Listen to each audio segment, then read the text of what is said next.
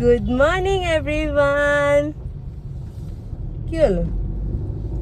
গুনগুনের mood of হয়ে গেছে। গুনগুন তোমার মেয়ে কিছুতেই বেরোচ্ছিল না স্কুল থেকে। ওকে জোর করে দুর্গা আন্টি দিয়ে গেছে বাইরে। And she got angry. গুনগুন রেগে গেছে, কিছুতেই বেরোতে চাইছিল না। যে দিয়ে দেবো, ভর্তি করে দেবো, সত্যি ভর্তি করে দেবো। কথা বলতে হবে টিচারের সাথে, সেশন স্টার্ট হলে অ্যাডমিশন করিয়ে দেবো। কারণ গুনগুন খুব ভালোবাসে। ও একটু মানে গনুকে যখন ফার্স্ট টাইম আমরা স্কুলে ভর্তি করেছিলাম, গনু বিশাল কেঁদেছিল। গনু একটু শাই, ও চট করে মানে সবার সাথে কথাবার্তা মেলামেশা বলতে পারে না, করতে পারে না। তো যখন গনুকে প্রথম দিন স্কুলে পাঠালাম আমি, ও ভীষণ কেঁদেছিল। আর সে ওকে দেখে আমিও কেঁদেছিলাম, ভীষণ কেঁদেছিলাম। কিন্তু গুনগুন স্কুলে যাবে আমার একটুও কান্না পাবে না, কারণ আস্তে আস্তে স্কুলে স্কুলে ঢুকে গেলে আর স্কুল থেকে বেরোতে চায় না কিছুতেই। তো গনুর স্কুলে চলে গেছে। আজকে গনু একদম কাঁদেনি, সকাল থেকে বেশ ভালো মুডে ফ্রেশ হয়ে উঠেছে ঘুম থেকে। এই কি হচ্ছে? এটা কিসের ঢং হচ্ছে? কারণ আমি বাড়ি যাব, বাড়িতে গিয়ে চা খাবো। চা খেয়ে আসিনি, বড্ড চা তেষ্টা পেয়েছে আমার, চা তেষ্টা। চলো বাড়িতে যাই, বাড়িতে গিয়ে চা খাই, চা খেয়ে ব্রেকফাস্ট করি, ব্রেকফাস্ট করে তারপর দেখা যাচ্ছে কি করি সারাদিন। তুমি রাগ করেছো কেন? কি হয়েছে? কেন রাগ করেছো? তুমি স্কুল যাবে? স্কুল যাবে? তাহলে কি করবে? রাগ করেছো কেন? তখন তুই গাড়িতে উঠে থেকে এরকম করে মুখ করে বসে রয়েছে। গুনগুন চলো, স্কুল চলো। কলকাতা যাবে? ইন্নি কাছে যাবে? তাহলে কি কি চাই তোমার? কি দাবি জীবনে বলো? কি গুনগুনেরও মুড সুইং হয় বাবা। বাজে 11:15, এসে একদম সময় পাইনি। তো চিকেন বসাবো, সেটা ম্যারিনেট করে রেখে দিয়েছি। বাড়িতে এসে তারপর বসাবো। যাচ্ছি গনুকে আনতে, আজকে গনুর পাপার মিটিং আছে, তাই হবে না। বাইকটা নিলাম না, থাক, অটো করেই চলে যাবো।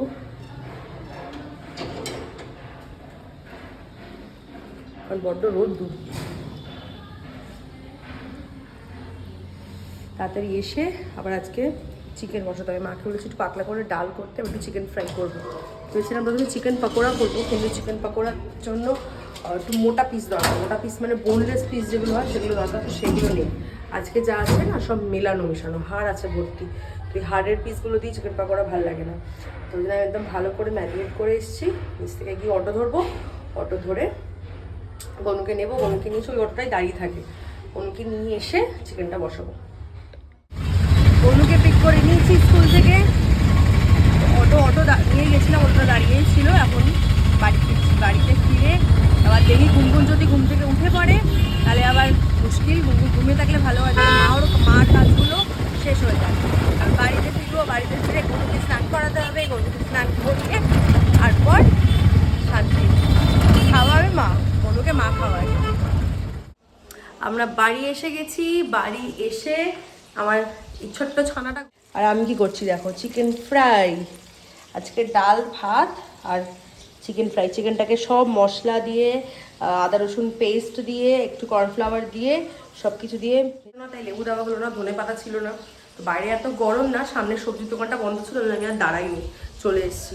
গনু বাইরে খেলছে, গুনগুন উঠে পড়েছে। এবার গনুকে নাই করাতে নিয়ে যাবো আমরা। গুনগুন তোর ঝাল লাগছে না? মা চিকেন ফ্রাই শেখ তুই। গুনগুন ফিশ না, এটা চিকেন। চিকেন খাচ্ছিস? ঝাল লাগছে না? আমি তো ঝাল দিয়েছি গুনগুন। ওর মুখের না ভীষণ স্বাদ, ওকে খিচুড়ি দাও, ও খাবে না, এইসব খাবে না, ভাত খাবে না। দেখেছো কেমন খাচ্ছে, দেখো। এই দিয়েই 4টে বসিয়ে দাও, আর ওরা ভাত খাইয়ে কাম নেই। হ্যাঁ বতো বতো। আজকে এসছি ছাদে। বাজে এখন 5টা, ঠিক বিকেল 5টা বাজে। ওরা থেকে ঘুমোয়নি, আমি আর জোর করিনি, কারণ দুপুরবেলা চান টান করে আজকে গুনগুন অনেকক্ষণ ঘুমিয়েছে, সাউন্ড স্লিপ ঘুমিয়েছে।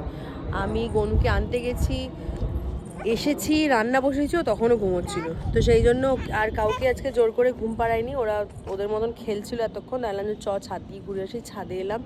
কতদিন পর ছাদে এসেছি, বেশ ভালো লাগছে। সেই বাড়ি যাওয়ার আগে এসেছিলাম ছাদে, তারপর আর ছাদে আসা হয়নি, মানে এসে আর ছাদে আসা হয়নি। কি হয় বলো তো, সারাটা দিন এদের পিছনে দৌড়াদৌড়ি করার পর না, তখন আর ওই ঘর থেকে বেরোতে ইচ্ছা করে না। যেই কারণে আমি লেজি হয়ে যাই, আমার বাড়ি থেকে কোথাও বেরোনো হয় না। তো যাই হোক, ওরা একটু খেলুক, আমি একটু ঘুরি। আমার এই কিছু একটুখানি একটা চেঞ্জ হয়। এখানে আমাদের বাড়ির আশেপাশে না কোনো খেলার পার্ক বা কিছু নেই, মানে একদমই নেই। হাঁটা পথেও নেই, গাড়ি করে যে কোথাও নিয়ে যাবো বাইকে করে সেটাও নেই। সেই জন্য আমার অতিরিক্ত নিয়ে কোথাও বেরোনো আর হয় না। এই ছাদটুকুই যা। বা অ্যাপার্টমেন্টের বাচ্চাগুলো আছে, ওরা মাঝে মাঝে ওঠে, মাঝে মাঝে ওঠে না, বা ওরা ওদের সব পড়াশোনা স্কুলে পড়ে, বড়ই বাচ্চা, মানে গনুর মতন শুধু একজনই আছে। তো ওরা বাড়িতে দিদি আছে, তো ওর মা কী করে, ওই বুঝে শুনে যেরকম সুবিধা হয় সেরকম মানে ছাদে আসে। তো সেরকমভাবে গনুর কোনো খেলার সঙ্গী নেই এখানে। তো ওই ছাদে নিয়ে আসলে দুজনেই একটুখানি দৌড়াদৌড়ি করে, আমি একটু হাঁটি, খেলি, এই যা। চিৎকার করবে না।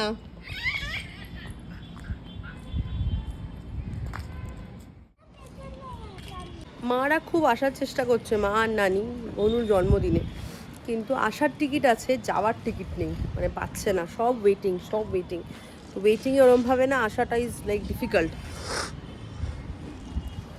মানে কনফার্ম হয় কি হয় না, তারপরে মারা যায়, মানে আমরা খুব টেনশনে থাকি, ভাল লাগে না।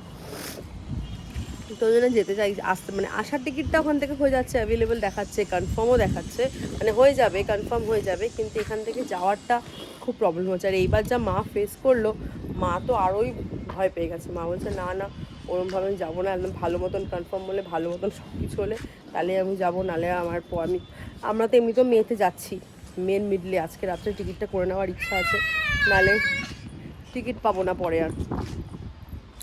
তো মামা ওটার মধ্যে কিছু করবে না, চল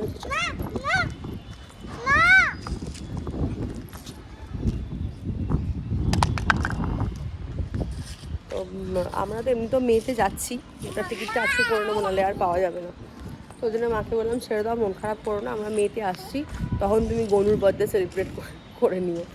তো যাই হোক, টিকিটগুলো করতে হবে, দেখা যাক।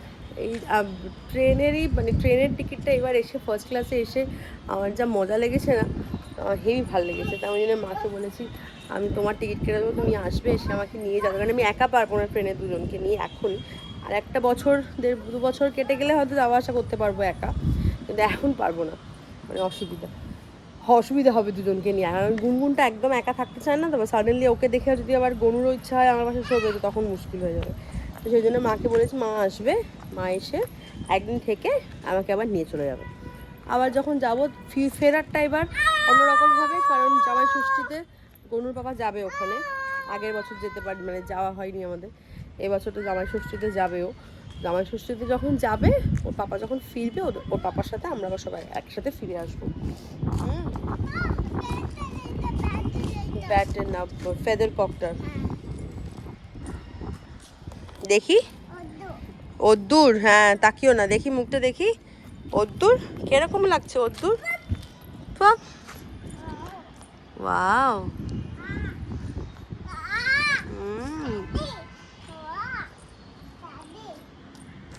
ছাদের এই ভিউটা আসলে ভিউটা দেখতে খুব ভালো লাগে, কিন্তু এই যে সূর্যি মামা এখনো বাড়ি যায়নি। সূর্যি মামা এখন একদম ঝকঝক করছে পুরো। বিকেলবেলা ছাদ থেকে নেবে, লাইট খালি গন্ডগোল হয়। বিকেলবেলা ছাদ থেকে নেবে, নিচে আসলাম, নিচে এসে ওরা একটু ফল খেলো, খিদে পেয়ে গেছিলো, ছাদে থাকতে চাচ্ছিল না, ভীষণ গরম লাগছিল ছাদে, ঘ্যান করছিলো। তো নিচে নামলাম, নিচে নেবে ওরা একটু অ্যাপেল খেলো, আমরা একটু গল্প করলাম। এখন বাজে ঘড়িতে 7:30। আমার বোতল ধোয়া, বটল ক্লিন করা, স্টেরিলাইজ করা সব হয়ে গেছে। 7:30 বাজে, ওদেরকে ডিনার করাবো, ওদেরকে ডিনার করিয়ে তারপর আমার কাজ আজকের মতন ডান। তো চলো ওদেরকে ডিনার করাই। আর আজকে ডিনারে ওদের কি আছে জানো? গনু কি খাবে জানো? পিজ্জা। পিৎজা। গনু দাঁড়িয়ে আছে পিৎজা নেবে বলে। এই ঠিক আছে। কে এসে গেছে? সালারে আছে। কে? পুলিশ চাচা। Pizza uncle? হ্যাঁ। কোথায় পিৎজা আঙ্কেল? কি কি হয়েছে, কি হয়েছে? আচ্ছা আচ্ছা দেখো দেখো তাকাও। দেখাবো, ও দেখাবো।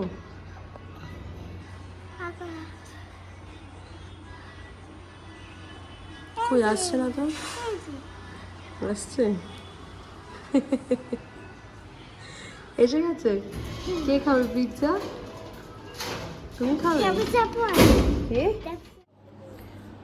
বাজে এখন ঘড়িতে 8:30। দুজনের ডিনার ডান। খাওয়া দাওয়া করে জামা কাপড় ছেড়ে হাত মুখ ধুয়ে পরিষ্কার হয়ে শুয়ে পড়লো। গুড নাইট বলবে তুমি? শুয়ে জামা কাপড় চেঞ্জ করে হাত মুখ ধুতে গিয়ে গুনগুনের আবার জামাটা ভিজেও গেল, আবার জামা ছাড়াতে হলো। পারি না আমি। বলো গুড নাইট। Good night. গনুর বিছানাতে গনুর থেকে বেশি গনুর বালিশ থাকে। ওর দুদিকে দুটো পাশ বালিশ লাগে, এদিকে একটা এইটা একটা পুতুল লাগে, ওখানে একটা পুতুল লাগে, ওখানে একটা বালিশ লাগে, এত কিছু নিয়ে ওইটার মধ্যে ঘুমায়। এটা এদিকে রাখ, ওদিকে জায়গা হবে না, এত কিছু মাথার কাছে তুললে চলে? হ্যাঁ, 4টে জিনিস মাথার মধ্যে, ওর থেকে বালিশ বেশি ওর বিছানায়। আর ওই যে ওখানে গুনগুন শুয়েছে। গুনগুন তোমার পিঙ্কু কোথায়? পিঙ্কুর খুব খাওয়া হয়েছে? খাওয়া হয়ে গেছে? খেয়েছে? এখন কি করবে পিঙ্কু? এখন ঘুম করবে? কথা বলবো না? কে ঘুমোচ্ছে? পিঙ্গু। পিঙ্গু বলতে পারে না, বলে গো। আচ্ছা গুনগুন, তুমি এদিকে দেখো, আমার দিকে তাকাও, বাবু হয়ে বসো, বাবু হয়ে বসো। হ্যাঁ, ওকে কোলে শোয়াও, কোলে শোয়াও। তুমি আমার দিকে তাকাও, এদিকে তাকাও। তুমি কি জানো তোমার একটা খুব সুন্দর নাম আছে, সেটা হচ্ছে অহর্ষিনী? পাত্তাই দিল না। একটু বলো তো, অহর্ষিনী বলো। তুমি তো স্কুলে যাবে, তোমাকে তো সবাই জিজ্ঞেস করবে তোমার নাম কি। তুমি কি বলবে? নুনুন? গুনগুন তো বলতে পারে না, বলে নুনুন। কিন্তু এগুলো তো বললে চলবে না, তোমাকে তো নাম বলতে হবে। বলো। ওয়েট আবার কি? ওয়েট কি করব? কোনো হাসছিস কেন?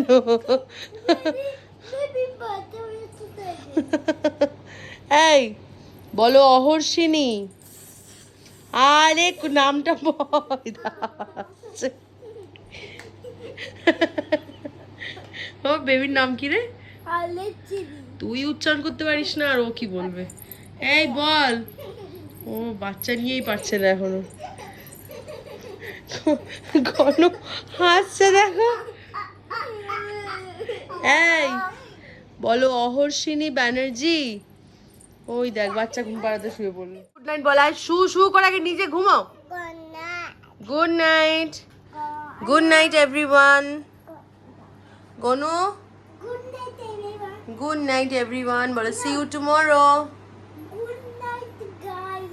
বাবা, এটা আবার কি হলো? এটা তো আমি জানতাম না। What is good night guys? হ্যাঁ, গুড নাইট গাইস। বাবা, এই যে গুড নাইট গাইস। বাবা, নাম বলতে পারে না, নাম বলতে পারলো না, গুড নাইট গাইস বলে দিল। ওয়াও। Good night guys. চটকে পুটকে খেয়ে নেবো একদম। চটকে চলে মুখটা চলে চটকে পুটকে খেয়ে নেবো একদম। গনু আর গুনগুন পিৎজা খেয়েছে, আর আমি গুনগুনের মামা পিৎজা খাবে না, এটা কী করে হয়? দুটো পিৎজা অর্ডার করেছিলাম, একটা ওরা খেয়েছে আর একটা আমি খাবো। গনুর বাবা খুব একটা পছন্দ করে না। তো মার আর বাবার ডিনার হয়ে গেছে, এখন বাজে 9:30 অলমোস্ট। হ্যাঁ, 9:45 বোধহয়, 9:45 দেখে না, 9:45 বাজে। হ্যাঁ, মা বাবার খাওয়া হয়ে গেছে। আমি আর গনুর বাবা হয়তো কিছু একটা সিনেমা দেখবো ঘরে বসে। অনেক দিন পর সিনেমা দেখবো। দেখে ওদের ডিনার আলুর পরোটা, তো মা বাবা তাই খেয়েছে, আলুর পরোটাই খেয়েছে, অর্ডার করেছিল। আর আমি পিৎজা খাবো। খেয়ে আজকে এই মজা হবে। অনেক দিন পরে বসে একটু সিনেমা দেখবো দুজনে।